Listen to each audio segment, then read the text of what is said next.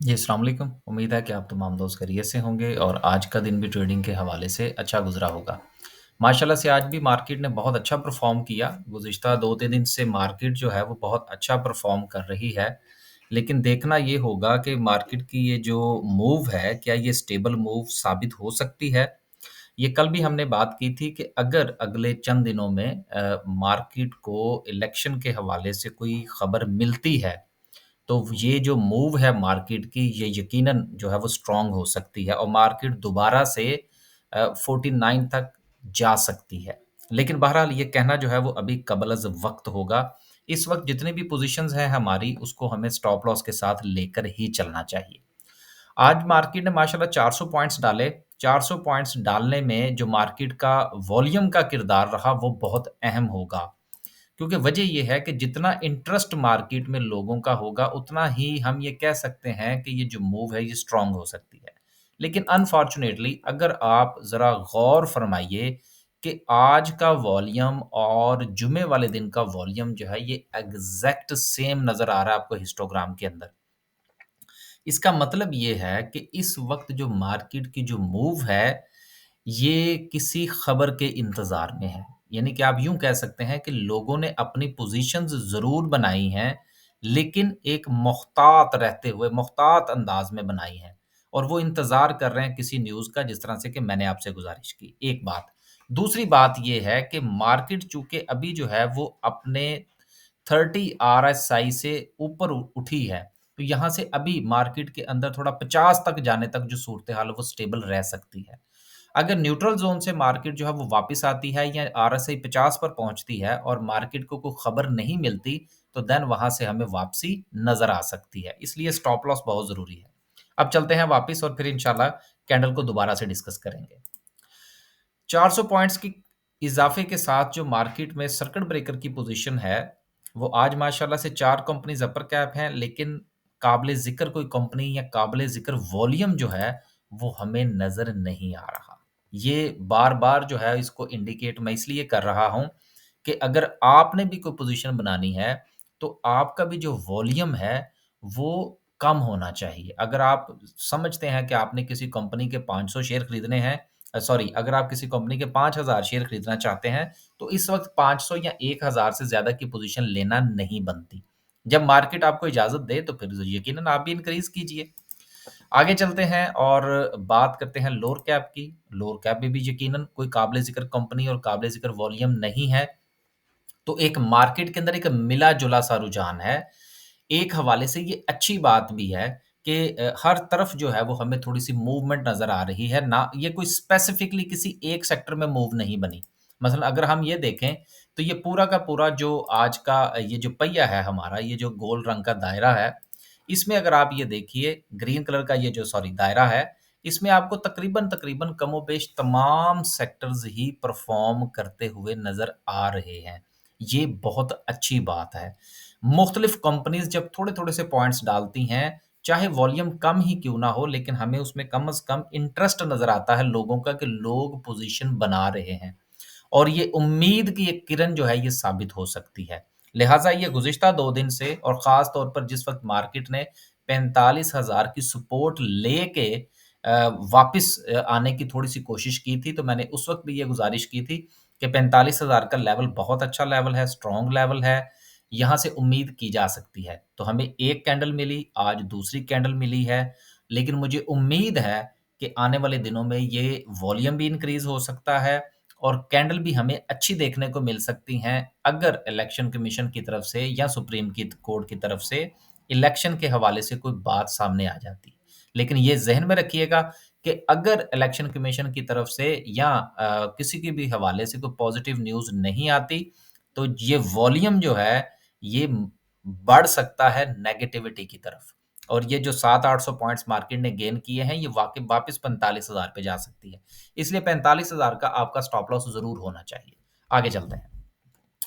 आगे चलते हैं और नेक्स्ट जो है वो कुछ देखते हैं कि किसने कितने पॉइंट्स डाले हैं। सेक्टर वाइज़ बात करें तो आज जो है वो सबसे ज़्यादा फर्टिलाइज़र सेक्टर ने डाले जिसमें सबसे ज़्यादा किरदार जो था वो एंग्रो कॉर्पोरेशन का था। देन जो है वो ऑयल एंड गैस का है। फिर उसके बाद सीमेंट में भी आज थोड़ी-सी हमें जो है वो हिलजुल नज़र आई है। वो भी इसलिए कि कहा ये जा रहा है कि शायद मंथ ऑन मंथ बेसिस पर सूरत-ए-हाल जो है वो बेहतर हो सकती है, कुछ एक्सपोर्ट्स के फिगर्स के हवाले से भी बातें हो रही हैं। लेकिन मैं ये समझता हूँ कि अभी इस वक़्त हमारे यहाँ जो सिचुएशन चल रही है, शायद ये फिगर्स जो हैं वो क इतने काबिल-एतमाद नहीं हैं। पावर जनरेशन की हवाले से जो सूरत-ए-हाल है वो सबके सामने है, लेकिन मैं बार-बार एक बात कह रहा हूँ कि पावर जनरेशन के हवाले से कोई भी नेगेटिव न्यूज़ आए, तो उसको कैच किया जा सकता है। मैं तो खुद इस इंतज़ार में हूँ कि कोई खबर आए मज़ीद तो ये दोबारा से गिरें, तो फिर हम इसको देखें कि किसी एक आध शेयर के अंदर जो है वो पोज़ीशन बनाई जाए। चूँकि किसी भी सूरत ये जो इनके साथ होने वाले मुआहदे हैं, वो रीनेगोशिएट नहीं हो सकते। ये आप ज़हन में रखिएगा। देन ऑयल एंड गैस के मार्केटिंग है, देन रिफाइनरीज़ एंड सो। अच्छी बात है मार्केट में आज बिल्कुल अच्छे तरीके से, अच्छे बच्चों की तरह जो है वो लोगों ने बाइंग की है।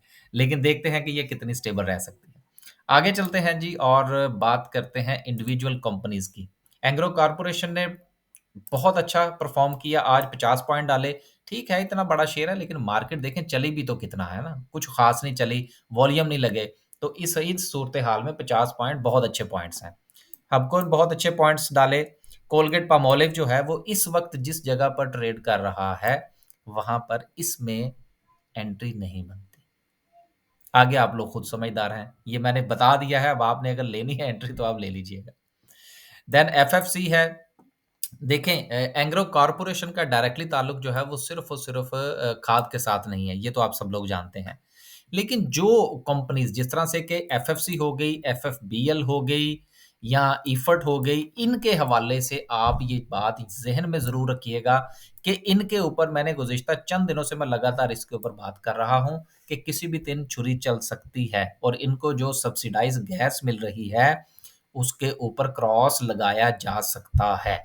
और अगर ये काम होता है, तो इनके प्रॉफ़िट्स बहुत नीचे चले जाएँगे और काफ़ी ज़्यादा नेगेटिविटी जो है वो फैलने के चांसेज़ हैं। इसलिए स्टॉप लॉस जो है वो बहुत ज़रूरी है। आखिर में जो है जाने से पहले थोड़े से 1-2 रिज़ल्ट्स हैं, उनको देख लेते हैं। आज सिर्फ़ 2 रिज़ल्ट्स हैं, लेकिन मैं दोनों से ही बहुत मुतमिन हूँ। मैकपैक फ़िल्म ने बहुत अच्छी ईपीएस दी है और साथ में ₹1.5 का डिविडेंड दिया है, लेकिन इसके बावजूद भी आज इस शेयर के अंदर हमें कुछ ख़ास हलचल नज़र नहीं आई। इसमें मैं थोड़ी-सी बात करना चाहूँगा। देखिए, एक चीज़ होती है जिसको हम लोग कहते हैं अच्छा शेयर, डिविडेंड वाला शेयर, लेकिन एक चीज़ होती है जिसमें हम देखते हैं कि मार्केट का शेयर। अब ये 2 मुख्तलिफ चीज़ें हैं। अच्छा शेयर तो किस हवाले से है कि वो ईपीएस भी अच्छी है, वो डिविडेंड भी दे रहा, लेकिन मार्केट के शेयर के हवाले से ये है कि उसके अंदर वॉल्यूम नहीं लगता। तो ये 2-3 चीज़ें बड़ी अहम हैं। बहुत सारे शेयर जो हैं वो स्लो चलते हैं और मैकपैक का जो काम है, वो अच्छा है, ईपीएस अच्छी है, सब कुछ अच्छी है, लेकिन इसके अंदर वॉल्यूम्स नहीं लगते। ये हर रोज़ अच्छे वॉल्यूम के साथ ट्रेड नहीं होता। तो इस चीज़ को आपने देखना है कि आया कि आप किसी चीज़ को लॉन्ग रन लेकर चलना चाहते हैं या आप शॉर्ट टर्म के लिए देखना चाहते हैं। एग्ज़ीक्यूशन आप किस तरह से चाह रहे हैं, उस तरह का शेयर आपने अडॉप्ट करना है, उस तरह के शेयर के अंदर आपने पोज़ीशन बनानी है। उसके बाद सिंथेटिक प्रोडक्ट है, उसकी अर्निंग तो अच्छी है लेकिन इसने दिया-दिलाया कुछ नहीं। ये एक समझ लीजिए कि वॉल्यूम टेकर शेयर है, इसके अंदर डेली वॉल्यूम अच्छा लगता है, लेकिन चूँकि इन्होंने दिया कुछ नहीं है इसलिए इसके ऊपर भी काफ़ी ज़्यादा नेगेटिविटी जो है वो आज हमें देखने को मिली। आगे चलते हैं जी और बात करते हैं आखिर में कैंडल की। कैंडलस्टिक में हम थोड़ा-सा इस वक़्त जो है आवरली को भी थोड़ा-सा देख लेंगे कि क्या सिचुएशन चल रही है। आवरली देखें तो जब मार्केट ने गुज़िश्ता तकरीबन 3 घंटे गुज़िश्ता से मुराद मार्केट की क्लोजिंग से पहले के अगर आप 3 घंटे देखें, तो मार्केट के अंदर कोई काम नहीं हुआ। एग्ज़ैक्ट जो है आरएसआई को भी देखें तो वो भी बिल्कुल फ्लैट नज़र आ रही है और कैंडलस्टिक में देखें तो आपको कोई उतार-चढ़ाव नज़र नहीं आ रहा। इसमें एक पॉज़िटिव पॉइंट है और पॉज़िटिव पॉइंट ये है कि जितनी भी पोज़ीशंस बनाई गई, उन पोज़ीशंस को होल्ड किया गया है। इससे पहले के अगर आप चौथा घंटा छोड़ के उससे पहले के अगर आप 2 घंटे देखें तो वहाँ पर अगर आपको बाइंग नज़र आ रही है तो उसके बाद आपको सेलिंग भी नज़र आ रही है। लेकिन आखिरी 3 घंटे जो हैं ये सस्टेन किए रखा मार्केट ने, तो ये एक पॉज़िटिव साइन है। तो ये पॉज़िटिविटी जो है ये उम्मीद की जानी चाहिए कि इंशाल्लाह कल वो जो है ये कंटिन्यू करेगी। लेकिन हमने 2 चीज़ों का ख़्याल रखना है एक हमने स्टॉप लॉस का ख़्याल रखना है और दूसरा हमने डे के जो हमारी आरएसआई है, उसका ख़्याल रखना है। क्योंकि मार्केट अगर थोड़ा-सा मज़ीद ऊपर की तरफ जाएगी, जो कि इंशाल्लाह जाएगी, तो इस वक़्त जो कि हमारा आरएसआई है, वो 40 पर है। तो जैसे ही मार्केट थोड़ा-सा 2-300 पॉइंट्स जो है, वो कल भी अगर गेन करती है, जो कि इंशाल्लाह करती हुई नज़र आ रही है, गो के वॉल्यूम कम है, तो आरएसआई जो है, वो हमारा न्यूट्रल ज़ोन में चला जाएगा, जो कि 50 का है। और एक चीज़ याद रखिएगा कि न्यूट्रल ज़ोन जो है, ये भी एक सपोर्ट और रेजिस्टेंस का काम करता है। नीचे की जानिब 30 का लेवल होता है और ऊपर की जानिब जो है वो 70 का लेवल होता है। ये देखने में आया है और ये एक्सपीरियंस किया गया है कि अगर मार्केट या शेयर जो है वो आरएसआई 50 पे जाते हैं तो उसको एक बार जो है वो एज़ अ सपोर्ट ज़रूर लेते हैं और वहाँ से बाउंस बैक के चांसेस बनते हैं। इसी तरह से अगर आरएसआई जो है वो 30 से ऊपर उठती हुई वापस 50 की तरफ जाती है तो यहाँ पर भी वो एक बार रेज़िस्ट ज़रूर लेती है। तो लिहाज़ा देयर इज़ अ चांस कि जिस वक़्त मार्केट जो है वो 300 पॉइंट्स और ले, उसमें 2 चीज़ें हो जाएँगी। नंबर 1 कि मार्केट का जो इंडेक्स है, वो चला जाएगा 46,000 पर। वो भी गो के कैंडलस्टिक के पॉइंट ऑफ व्यू से 46 का कोई ख़ास लेवल हमें नज़र नहीं आता। लेकिन चूँकि एक फ़िगर है, एक राउंड फ़िगर है, लिहाज़ा वो ऐज़ इट इज़ जो है वो ऐज़ अ रेज़िस्टेंस काम करेगा।